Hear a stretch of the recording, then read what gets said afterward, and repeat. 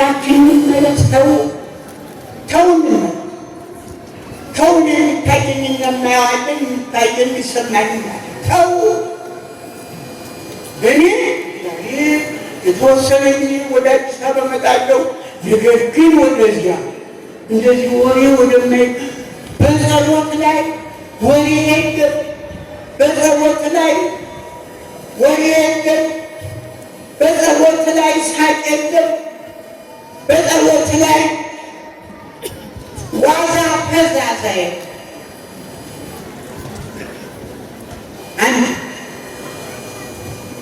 አንድ ታላቅ ሰው ነበር ይባላል። ታላቅ ሲናዘዙ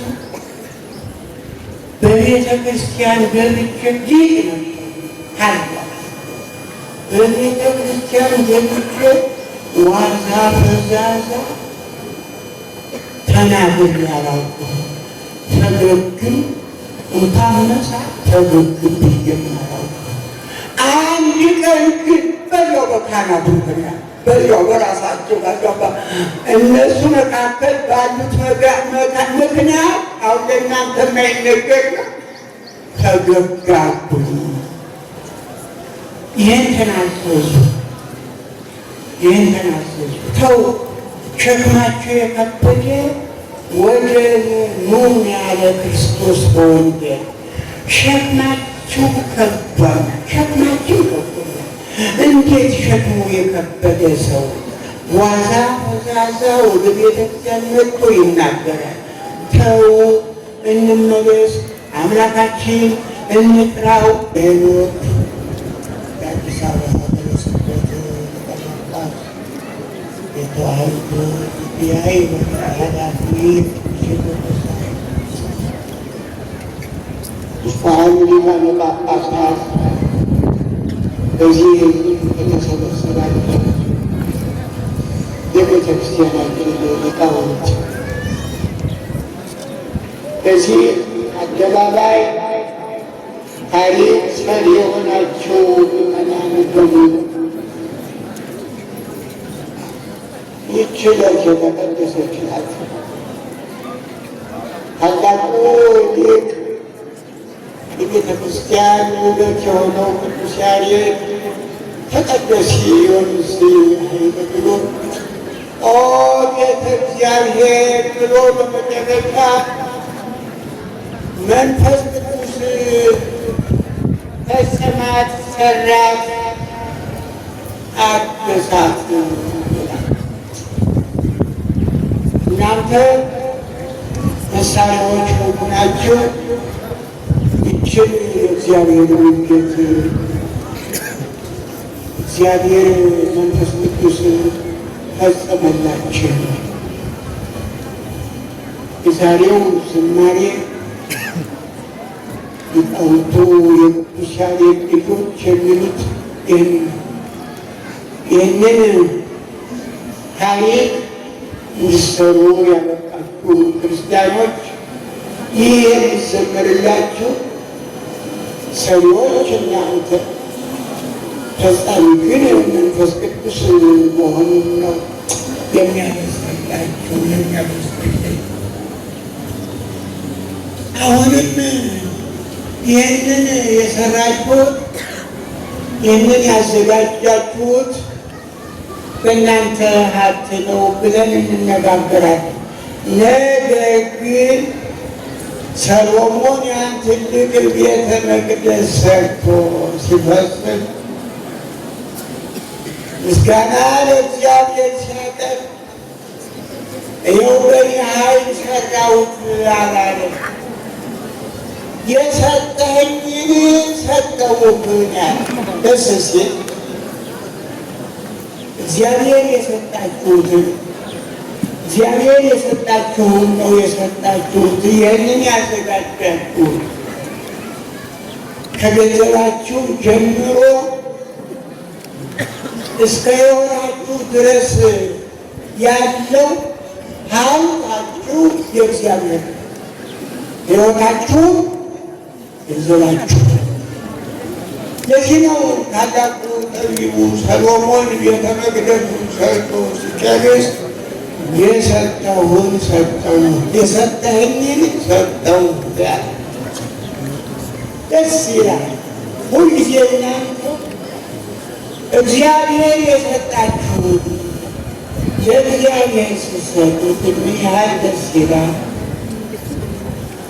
አባቶቻችሁ እናቶቻችሁ ኢትዮጵያውያን እንደናንተ ነጠላ ጫማ ሳይኖራቸው እናንተስ ውብ የሆነ ጫማ አላችሁ። ነጠላ ጫማ ሳይኖራቸው ውብ የሆነውን ቤተ መቅደስ እየሰሩ ነው።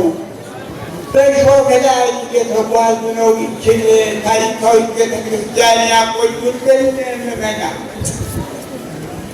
እኛ ትንሽ የሸት ያህል ነው። በዚያ በትርጓሜ እንደሚደረግ የሸት ያህል ታገኛለህ እንዳለው ለመኮንን እስክንድር የሸት ያህል ነው እኛ ለእግዚአብሔር ያቀረብነው። አባቶቻችን እናቶቻችን ግን ምንም ሳይኖራቸው ያላቸውን እንደናንተ ልብስ አምራቸው ሳይለብሱ የለበሱት ውሃ ያልነካው ውሃ ብዙ ጊዜ የሚያጣ እግራቸው እሾህ እየወጋቸው ታላቋን ቤተክርስቲያን የኢትዮጵያን ቤተክርስቲያን አቆይተው ለእኔና ለእናንተ አድርሰዋል። አታድርጉ። ይሄን በመስራታችሁ እናንተ እንዳታደርጉ አባቶቻችሁን እናቶቻችሁን አድንቁ። ሄዳችሁ በገጠር ሂዱ። ትራያንግል 90 ዲግሪ 60 ዲግሪ የሚለውን ሳያውቁ ሳይማሩ እንጨቱን በስነ ስርዓት እንደ ብረት ቀይሰው ቆመሪሱን በገጠሩ ሄዳችሁ ልክ ይህስ የሰራው ተምሮ በእውቀቱ እነሱ ግን ሳይማሩ የተናገራል። ወንጌላዊ ዮሐንስ ሁሉም ከእግዚአብሔር የተማሩ ይሆናሉ ብሎ የተናገረው ወንጌላዊ ዮሐንስ የእናንተና የእኔ እናቶች አባቶች ሳይማሩ የተማሩ እየለቁ እንጨቱን ብረቱን እንደ እንጨት እየቀደሱ በባላገሩ ሂዱ።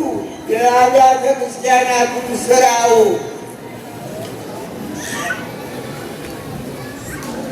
እንደው አስገራሚ እነዚያን አይታችሁ እኛ ምንም አልሰራንም ዜሮንን ትሉ ነበር። ነገር ግን ጊዜ በከተማ የተወለዱት ወጣቶች ኢትዮጵያን አገርህን እወቅ የሚል ትምህርት አልተሰጣቸውም። አገርህን እወቅ፣ ኢትዮጵያን ኦርቶዶክስ ተዋሕዶ ቤተክርስቲያን እወቅ የሚለው ይህ ታሪክ የሁሉም ኢትዮጵያውያን ታሪክ ነው። እኛ ልዩ ልዩ ቋንቋ ልዩ ልዩ እንሆን እንጂ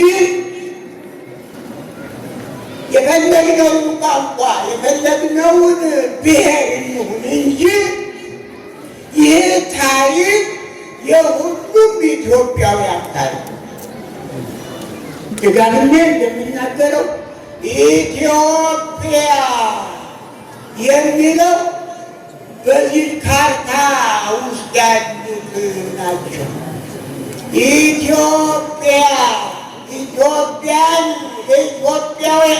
የኢትዮጵያ ተጠሪው የኔ ፓስፖርት ልንገራችሁ። ኢትዮጵያ ታበስዶ ያሉ እግዚአብሔር የሚል ነው የኔ ፓስፖርት የነበረው። ኢትዮጵያ እጆቿን እግዚአብሔር ተዘረጋለች የሚለው የልዩ የዳዊት መዝሙር 66 ነው 67 አካባቢ ኢትዮጵያ እጆቿን ወደ እግዚአብሔር ተዘረጋለች የሚል ፓስፖርት ነው የኔ ፓስፖርት። ኢትዮጵያ እያልኩኝ ብለፈልፍ አይፈረድብኝ። ለምን? ጸዋርያነ እግዚአብሔር መላእክት የተሸከምኩት ኢትዮጵያዊ ነውና ግዴታዬ ነውና እያንዳንዱ ኢትዮጵያ የሚለውን ተሸከመው። ጸዋርያነ እግዚአብሔር ይላቸዋል እነዚያን መላእክት። እናንተም ሀገራችሁን ኢትዮጵያን ተሸክሟት። የኢትዮጵያን ኦርቶዶክስ ተዋሕዶ ቤተክርስቲያን በራሳችሁ ላይ ተሸክሟት። እኛ ቅድም ጽላቱን የተሸከምነው የእግዚአብሔርን ቃል ነው የተሸከምነው። ቃሉን ነው፣ በቃሉ ነው የኢትዮጵያ ቤተክርስቲያን የምትከብር። ምዕመናን እግዚአብሔር አምላክ ምንድን ነው? እግዚአብሔር ምንድን ነው ብለው የሚጠይቋችሁ ሁሉም የሚጠይቃችሁ እግዚአብሔርማ ፍቅር ነው። ይህ ቃል የወንጌላዊው የነገረ መለኮት ጸሐፊ ቅዱስ ዮሐንስ በመልእክቱ እግዚአብሔር ምንድን ነው? እግዚአብሔርማ ፍቅር ነው። ኢትዮጵያውያን በዓለም ላይ የሚታወቁት በፍቅራቸው ነው። በአቴንስ ግሪክ ትምህርት ቤት ከኬንያ፣ ከኡጋንዳ፣ ከዛምቢያ፣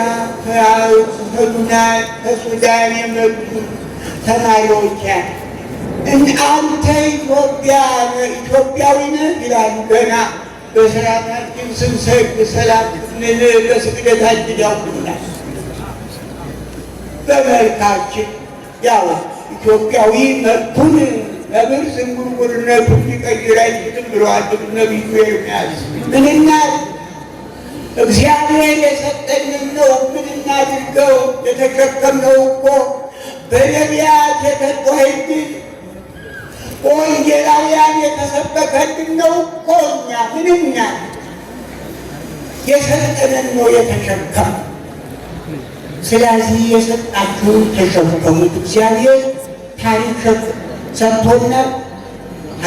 ታሪካችን በክብር ነው ያዘው።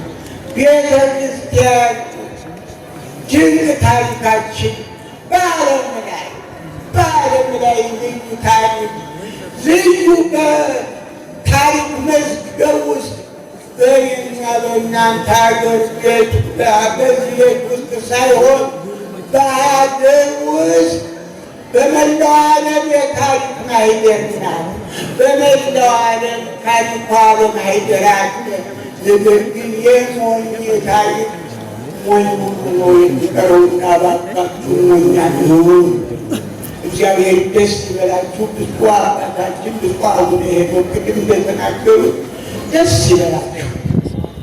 ይህንን ፈጽማችሁ ይህንን እግዚአብሔርን ለምናችሁ አስፈጽመኝ ብላችሁ የፈጸማችሁትን ቤተ መቅደስ በዚህ ውስጥ ጸለያችሁ ጸሎታችሁ የሚሰማ ያድርግልን።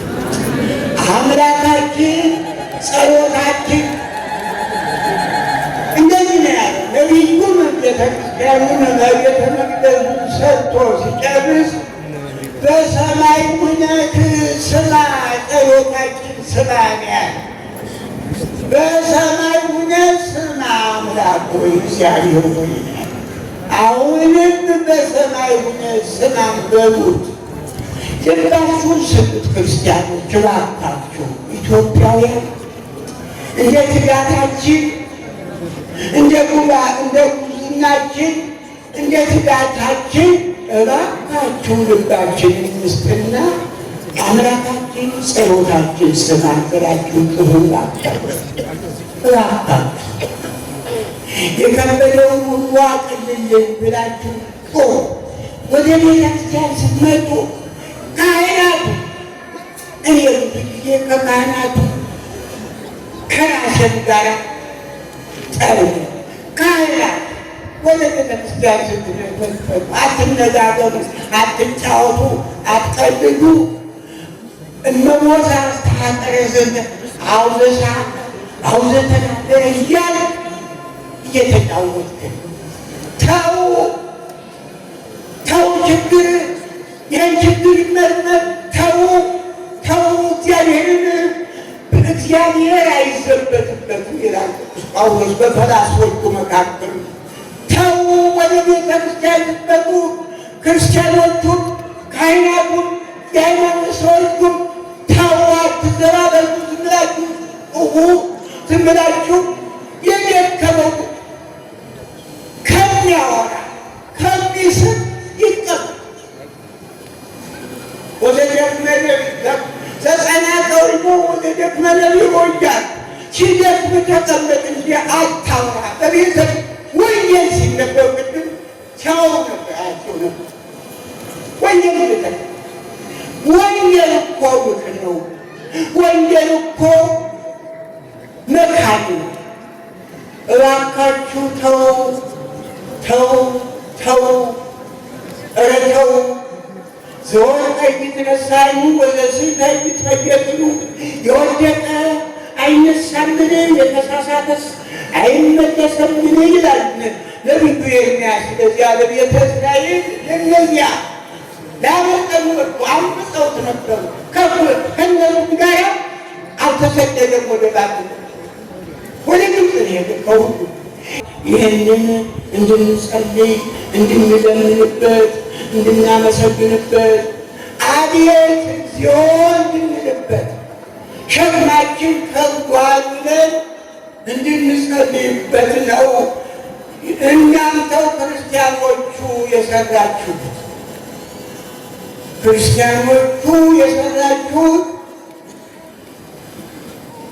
መንፈስ ቅዱስ የፈቀደላችሁ መንፈስ ቅዱስ አነጻላችሁ፣ መንፈስ ቅዱስ አነጻላችሁ። የሰላም አምላክ እግዚአብሔር የከበደውን አቅሎ በሀገራችን ያለውን ችግር አስወግዶ በሰላም ይህንን የሰራችሁትን ቤተ ክርስቲያን ጸልያችሁ በውስጡ ጸልያችሁ ለምናችሁ አልቅሳችሁ የምትሰሙ ያድርጋል። እግዚአብሔር ይስማችሁ፣ ስራችሁንም ይባል፣ ድካማችሁንም ይቀበልላችሁ። የሰላም አምላክ ሀገራችን ኢትዮጵያን ይጠብቅልን፣ ሕዝቡንም ከችግር ከፈተና ከግድያ ይሰውርልን። ለሁሉ ለሃይማኖት መሪው ለፖለቲካው ጠቅላላ በሀገሪቷ ያለው ሁሉ አይነ ልቡና ሰጥቶ ሁሉን በስርዓት በፍቅር በአንድነት ለመሰብሰብ ያብቃቸው። አምላካችን ይሰብስበን። አምላካችን አንተ በመካከላችን መጥተህ ኢትዮጵያን ባርካት፣ ቀድሳት። የበረከት አምላክ ሆይ ይባርከን፣ ይቀድሰን። በዓሉን ይህን በዓል የሰላም የደስታ በዓል አድርጎ እንደሰጠን እንዲሁም ለሚመጣው ሕዝበ ክርስቲያኑን ጠብቆ በሰላም ለመታየት ያብቃል። አሜን። አቡነ ዘበሰማያት